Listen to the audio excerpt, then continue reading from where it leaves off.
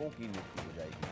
आगे बढ़ते हैं, एक बड़ी खबर। आरएसएस प्रमुख मोहन भागवत का बड़ा बयान। भागवत ने हिंदू समाज को संगठित करने पर जोर दिया। संघ का काम समाज को एक करना है। मोहन भागवत ने विविधता में एकता की बात कही है। तो एक बड़ा बयान आरएसएस प्रमुख मोहन भागवत का,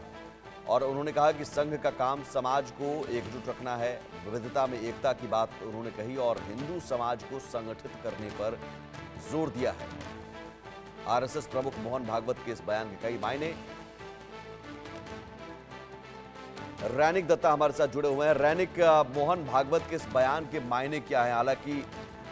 एक हैं तो सेफ हैं जैसे नारे लगते रहे हैं चुनाव के दौरान, या बटोगे तो कटोगे। अब आरएसएस प्रमुख मोहन भागवत ने भी कह दिया कि हिंदू समाज को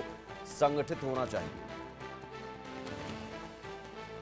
आरएसएस प्रधान मोहन भागवत की तरफ से जो बयान दिया गया है वो पश्चिम बंगाल के मिट्टी से दिया गया है, क्योंकि पश्चिम बंगाल में लगातार जो तस्वीर सामने आता था, जिस तरीके से पश्चिम बंगाल का हर एक कोना, मुर्शिदाबाद हो, मालदा हो, हर एक जगह में जिस तरीके का हिंसा का घटना बार बार से भड़का है, उसी जगह में आज मोहन भागवत की तरफ से जो बयान दिया गया है उसमें साफ कहा गया है कि हिंदू समाज को एक होना पड़ेगा। जिस तरीके से पश्चिम बंगाल में मोहन भागवत का ये सभा हुआ है, वो सभा को भी देखना पड़ेगा, क्योंकि ये सभा का परमिशन पहले तो पुलिस की तरफ से नहीं दिया जा रहा था। उसके बाद कोलकाता हाईकोर्ट की तरफ से ये परमिशन मिला है, और परमिशन मिलने के बाद ही जब मोहन भागवत की तरफ से भाषण दिया गया, उस भाषण में सबसे महत्वपूर्ण जो चीज है कि हिंदू समाज को एक होने का वार्ता उनकी तरफ से दिया गया है। और ये पश्चिम बंगाल में देने का एक मेन महत्व यही है, क्योंकि पश्चिम बंगाल में लगातार बहुत सारे जगह पर हिंसा का घटना, बहुत सारे जगह पर हमले का घटना सामने आया है, और इसी सिचुएशन में हिंदू समाज को एक होना पड़ेगा, एकजुट रहना पड़ेगा। ये वार्ता अभी मोहन भागवत की तरफ से दिया गया है। यानी एक तरफ जब आप जैसे बोल रहे थे कि जब इलेक्शन का टाइम पर लगातार नाराबाजी होता था कि एक रहना पड़ेगा, बांटोगे बटोगे या कटोगे, ये जो नाराबाजी चलता था, इसको ही अभी मोहन भागवत की तरफ से जोर दिया जा रहा है। और आरएसएस का ये प्रधान की तरफ से जो बयान दिया गया है, ये बंगाल की मिट्टी में बहुत ही महत्वपूर्ण है, क्योंकि 2026 साल में इलेक्शन होने वाला है, और इलेक्शन में बीजेपी की तरफ से जो कार्यक्रम किया जा रहा है, उस कार्यक्रम में लगातार हिंदू समाज को एक होने का वार्ता दिया जा रहा है। ठीक उसी टाइम पीरियड पे आरएसएस प्रधान की तरफ से ये जो एक होने का वार्ता दिया गया है, जिसमें आरएसएस प्रधान की तरफ से एक तरफ श्री राम का वर्षन भी रखा गया है, और दूसरी तरफ गांधी जी का किताब का बात भी किया गया है, और उसके साथ साथ ही मोहन भागवत की तरफ से ये पूरा बात को रखते हुए जो ब्रिटिश राज का भी बात किया गया है कि ब्रिटिश राज कभी चाहते नहीं थे कि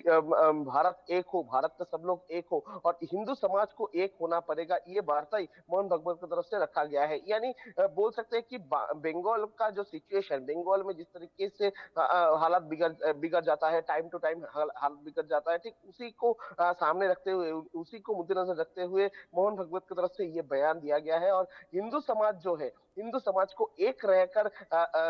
एकजुट रहकर लड़ना पड़ेगा, एकजुट रहकर आगे आना पड़ेगा देश को संभालने के लिए। ये बात आरएसएस प्रधान की तरफ से दिया गया है। रैनिक, एक तरह से ये एक संदेश 2026 विधानसभा चुनाव को लेकर भी, चूंकि लगातार बीजेपी पश्चिम बंगाल में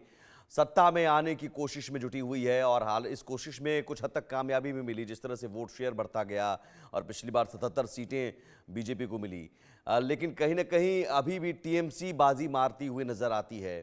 लोकसभा चुनाव में शानदार प्रदर्शन किया, और अब जब 2026 है सामने, तो क्या